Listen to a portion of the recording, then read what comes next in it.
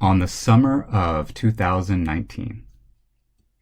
The summer of 2019 is almost over now, and the air, to my immense pleasure throughout this last week, has significantly cooled down, almost unseasonably so.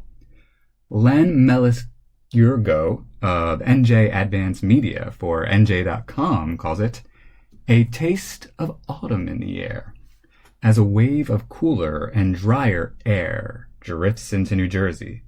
Instead of baking in 90-degree heat and oppressive humidity, like we did earlier this week, temperatures will likely be lingering in the upper 70s. Yes, it will feel a little like late September instead of late August. I will take it. The last few mornings it has felt even slightly cold. Good fortune for Ashley and I, because our air conditioner, according to Mired Pugh, who looked at it thoroughly for us a few times, made clear that the 20-plus-year-old unit is beyond repair. Our homeowner's insurance company, NJM Insurance Group, will not cover replacement because they deem its death the result of wear and tear, and that the policy we purchased doesn't cover wear and tear. I do understand the technicality. In fact, some think I am all too technically minded a person. But had my wife and I known the condo we bought bestowed upon us a leaking and irreparable air conditioner, the inspector documented that it was fine right before we bought it. The pragmatists my wife and I do try to be in many respects, we would have bought a policy that covered this apparent wear and tear. We did understand that the thing was old. This incident does speak rather well to the all too widely known and lamented fact that there is a major disconnect between the way insurance companies conduct business and how they fail to really look out for their customers, whether they are health insurance companies, automobile insurance companies, or homeowners insurance. If only it was as easy as saying what my grandfather sometimes said. Fuck 'em.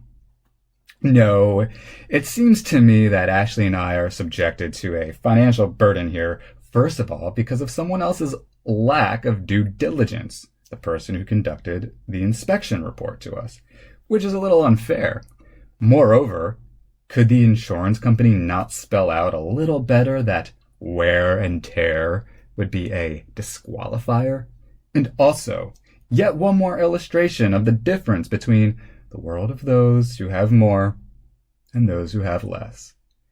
If Ashley and I earned enough money to buy the best insurance plan possible and do so with minimal, if no anxiety over it, we would have. I'm not a socialist, and I do not fear I shall remain forever poor, but I do consider myself lucky to have such a mindset, which I believe propels me on a better path than those sinking fast in the quicksand of their poverty and economic anxiety.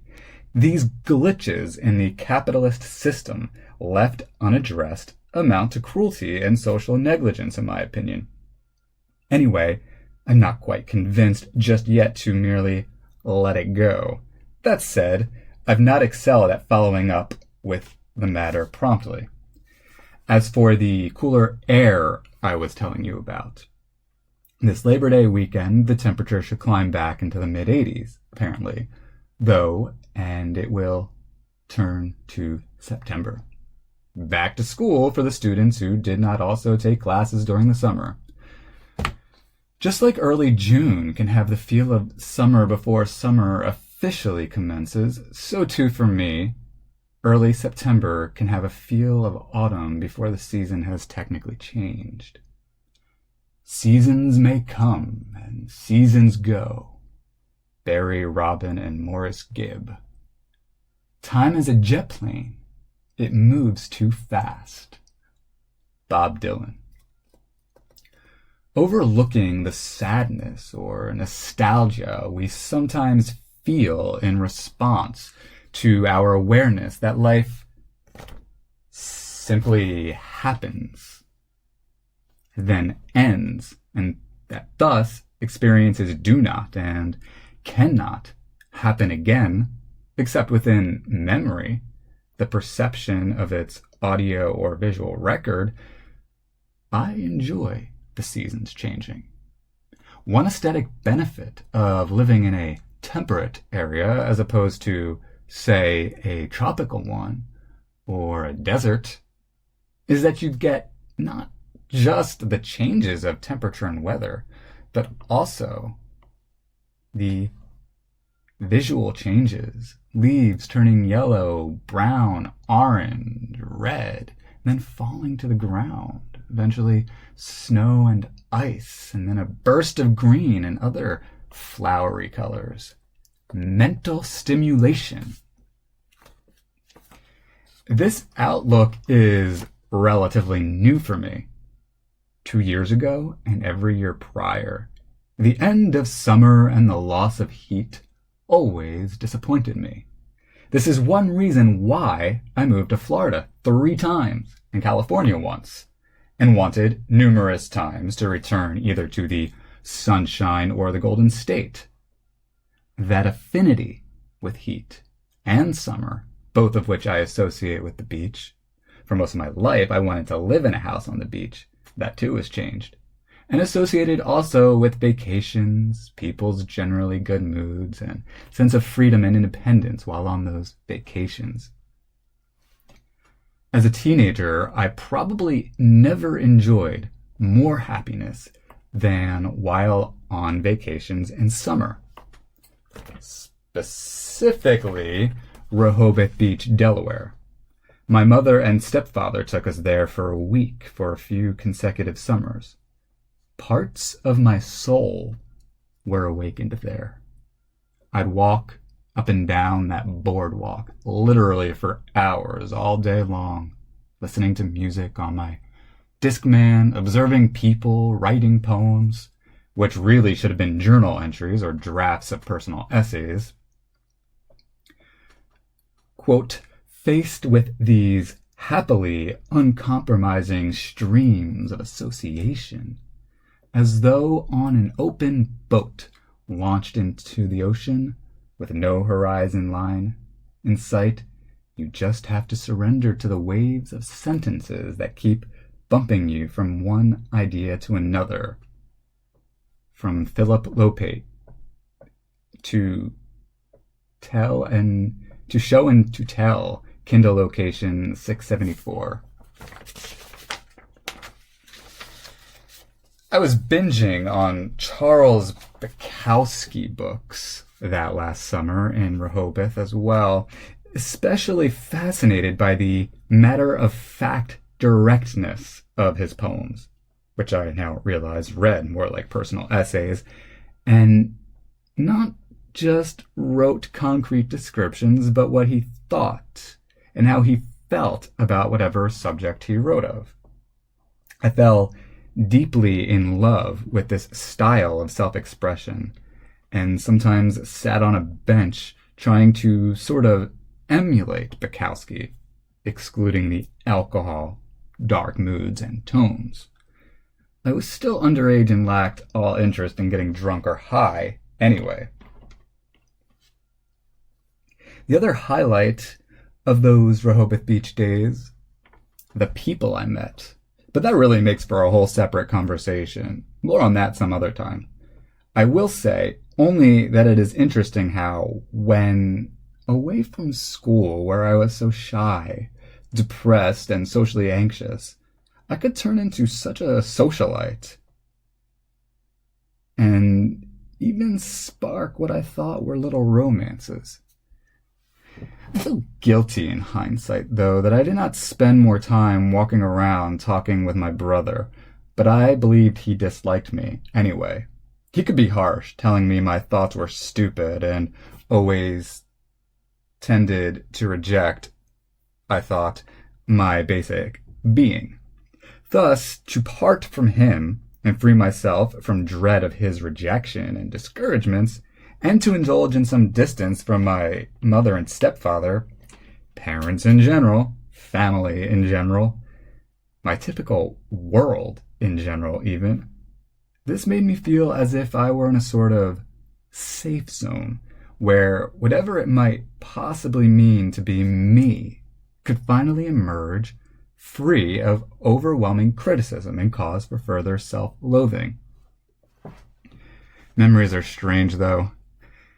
Yesterday, when I was thinking back to those Rehoboth Beach days, the feeling was more nostalgic. Only by thinking more about it did the darker memories arise. Memories best understood in the context of my severe depression, anxiety, and self-loathing. All too happy to spend time someplace I did not associate with my depressive feelings or what I believe to be my family's distaste for me. I just did not want to leave the crowd of teenagers I met and befriended on that beach.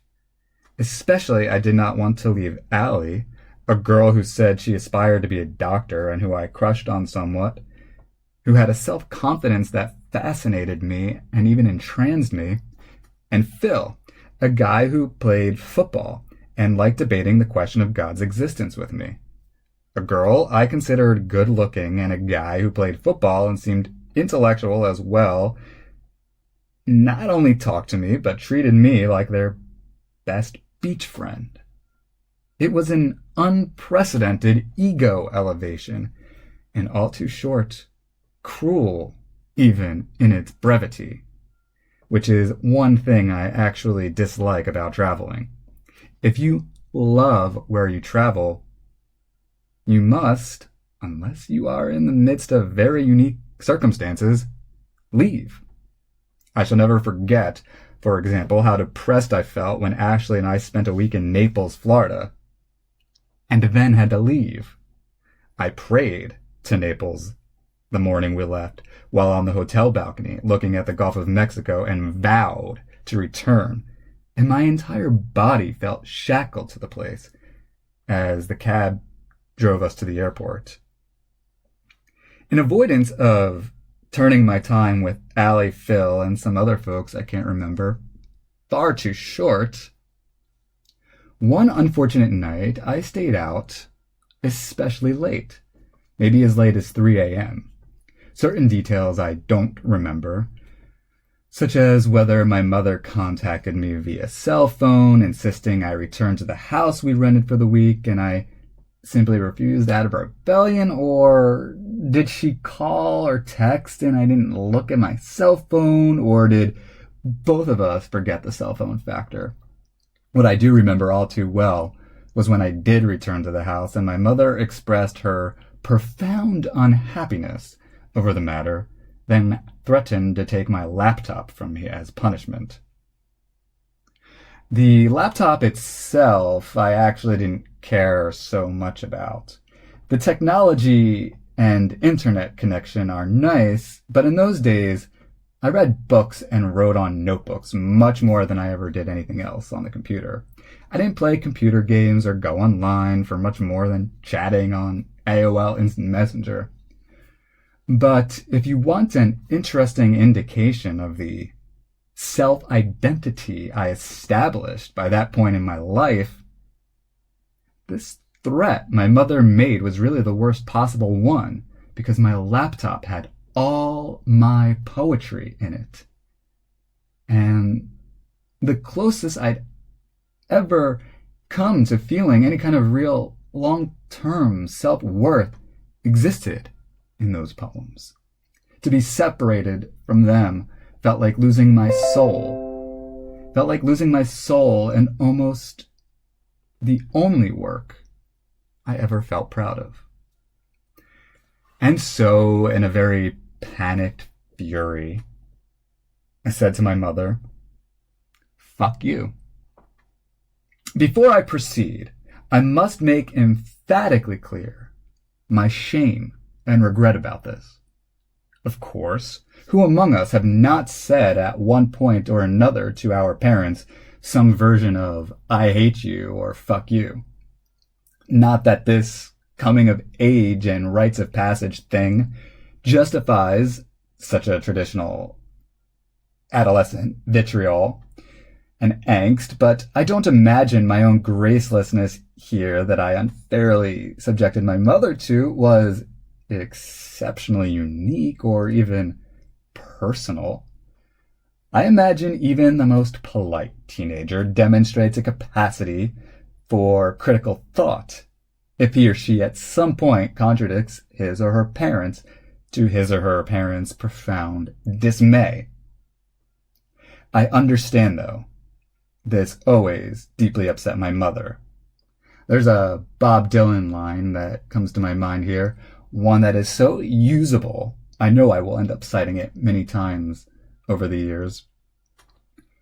You'll never know the hurt I suffered, nor the pain I rise above, and I'll never know the same about you, your holiness, or your kind of love, and it makes me feel so sorry.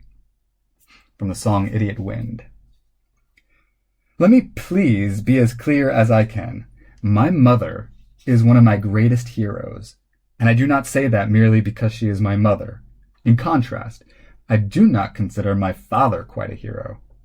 No, he wasn't inherently evil. He was not even a bad man. In many respects, he was a decent man, working as a therapist and saving many marriages, though none of his own. My father was even admirable in certain respects.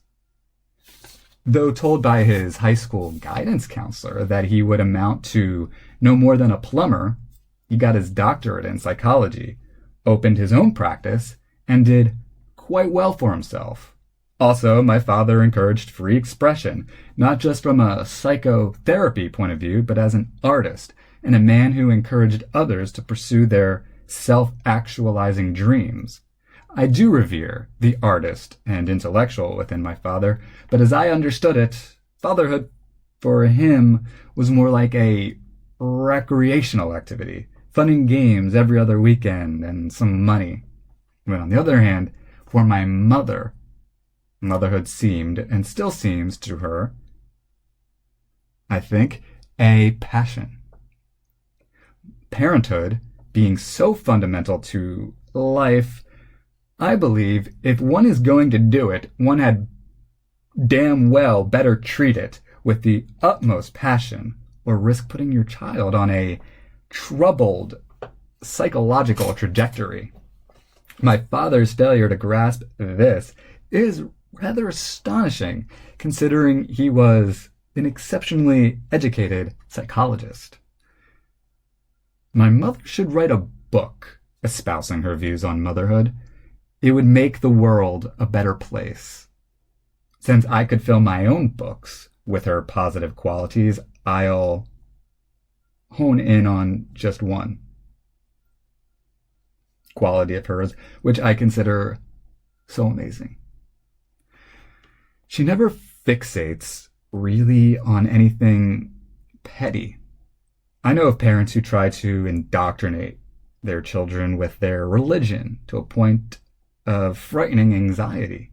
I know of parents who try and scare their children from sex, drugs, and even, yes, even in today's time, rock and roll. Only, by the way, to have the opposite effect and create very angsty rebels, worse even than I was. I have met parents who are so pedantic that they control which writing instruments their college-aged kids write with.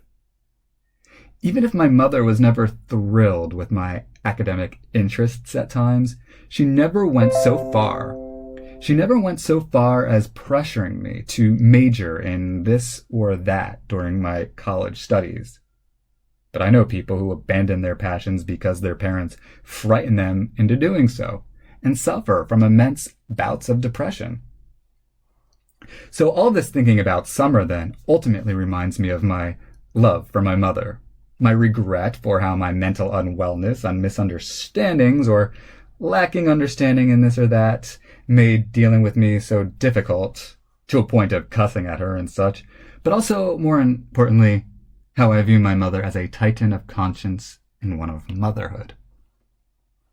As I look forward to summer's end this year, it is not out of hatred for the season, so much as it is simply a greater preference for autumn and winter that has recently developed within me. I actually can't recall how or exactly when this change of preference occurred. I do recall one late November day in 2015, was it Thanksgiving? Walking north and south along US Route 130, the highway I've come to know better than any other. It stretches from the Delaware Memorial Bridge, where the Delaware River separates New Jersey and that first state, up to New Brunswick. I walked 4 miles to the liquor store where I cashiered and 4 miles back home along that highway. Anyway, I seem to recall unseasonable warmth all autumn long and feeling simply a little bored of it. And then, when the cold air did finally arrive, I found it refreshing.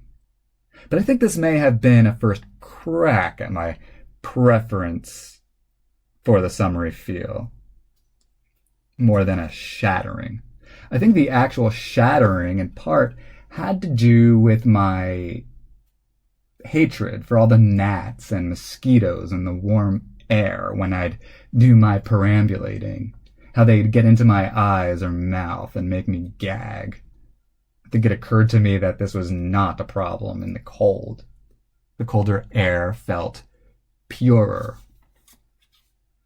Another pivotal factor here is the distinct way I felt when Ashley and I vacationed to New Hampshire the last week of December 2017.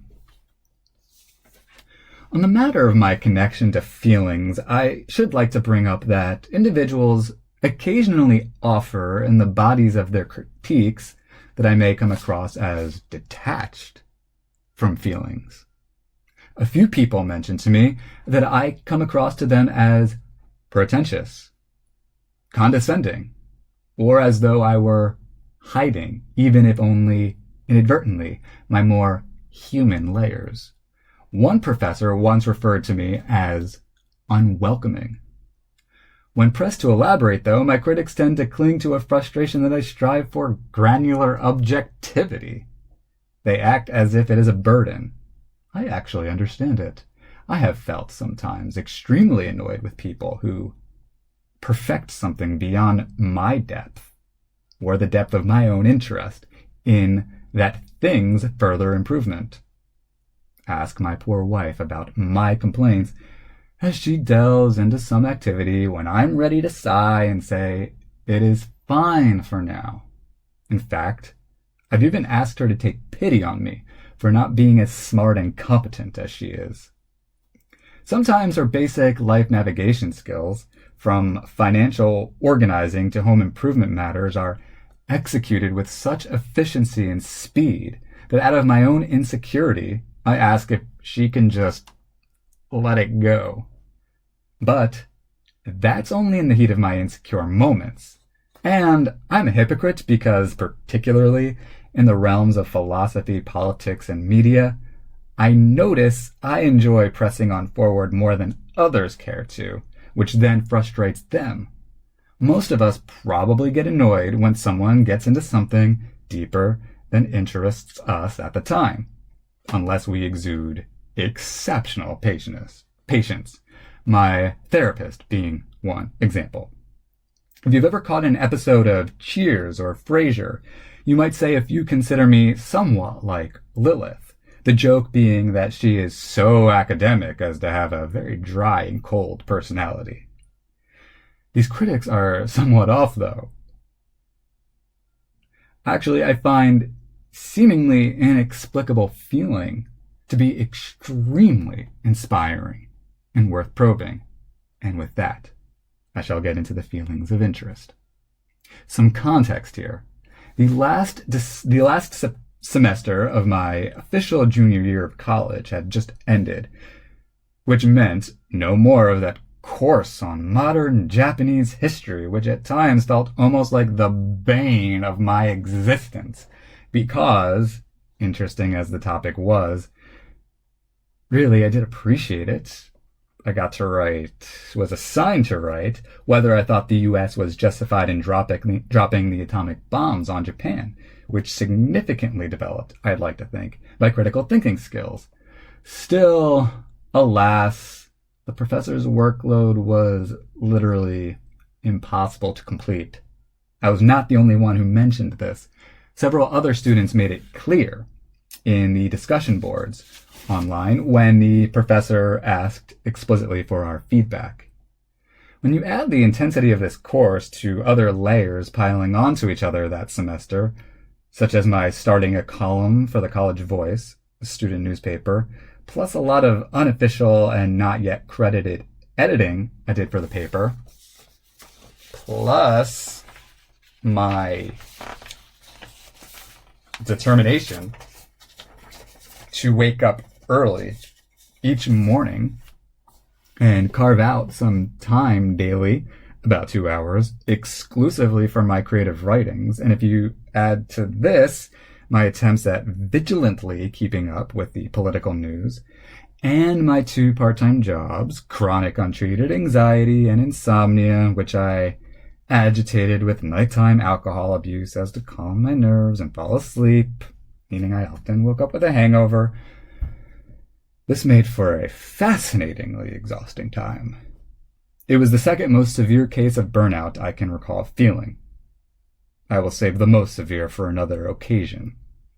Contrasting that awful burnout feeling and context with the peace and quiet, especially in Durham, New Hampshire, in that surrounding area, which was significantly less built up and less populated than central New Jersey, and how that refreshing vibe was so accentuated by the snow. Not a fierce, blizzardy snow, but a calm, soft, kissing kind of snow. More than meditative, more than an intense massage, more than that post-orgasm feeling. The tranquility and serenity, when I think of it now, felt almost eerie, as if we'd stepped into a different reality where feeling and consciousness themselves possessed entirely different paradigms, where stress and indiscernible racing thoughts didn't exist.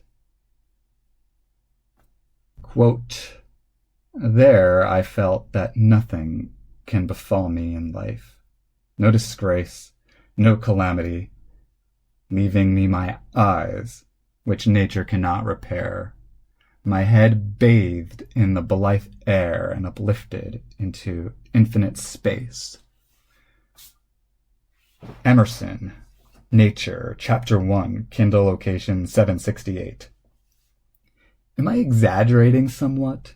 Did my own consciousness at the time possess a degree of evasiveness towards reality? I don't know. But that feeling, and how the cold and the wintry ambience complemented it with aesthetic perfection. Interestingly, this was the first time I had an explicit, conscious, and hard-hitting desire to be a personal essayist and creative nonfiction professor. I visualized myself teaching there at the University of New Hampshire, which was in town. An intensity of peacefulness, which has only been topped by the way my effexor curbed my chronic anxiety and depression. I think it had to be then that I fell really in love with winter.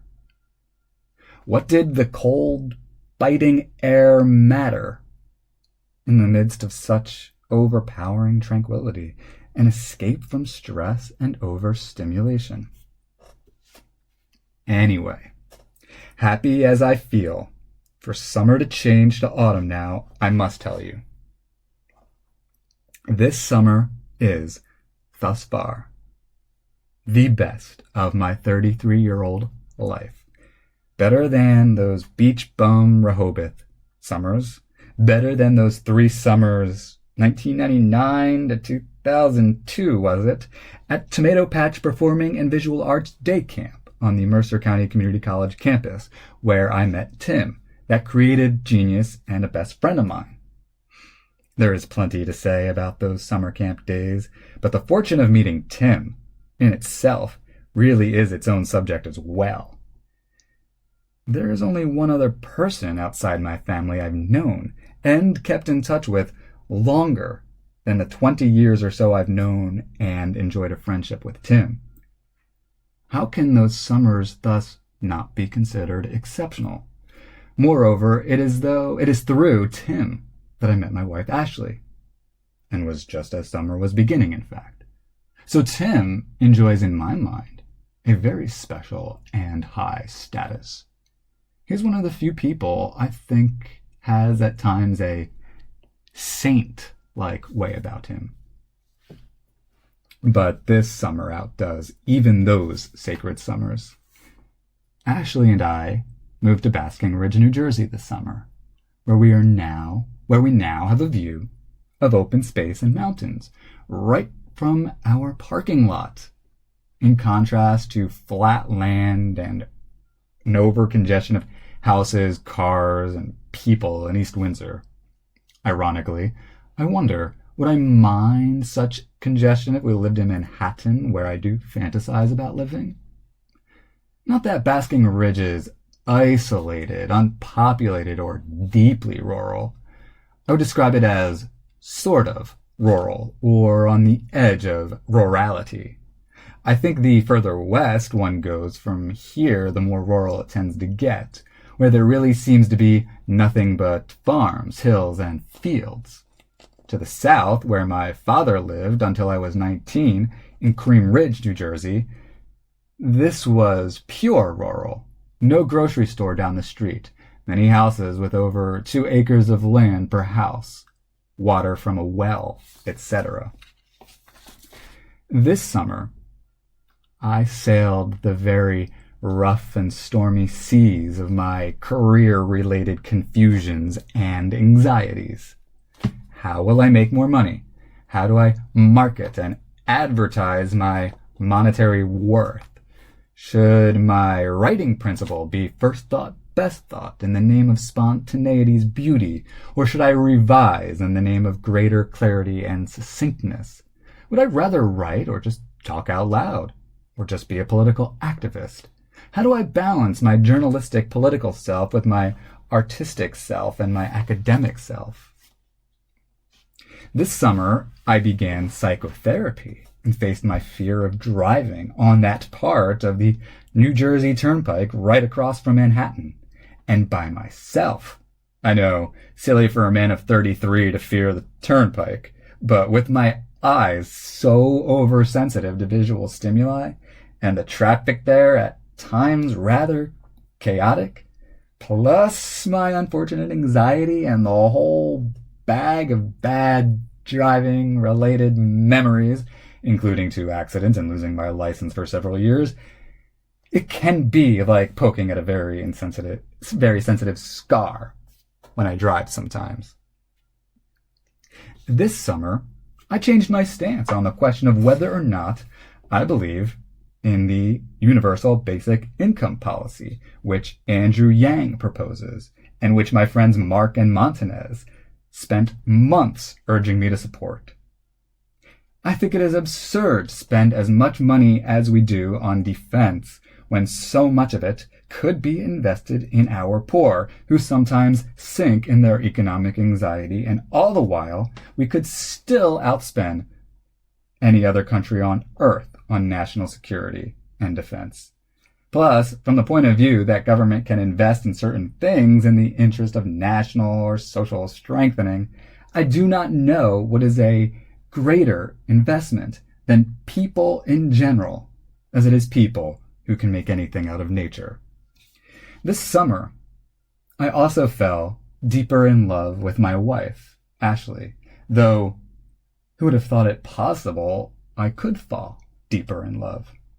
As Pat Upton sings, I love you more today than yesterday, but darling, not as much as tomorrow. Well put, Mr. Upton.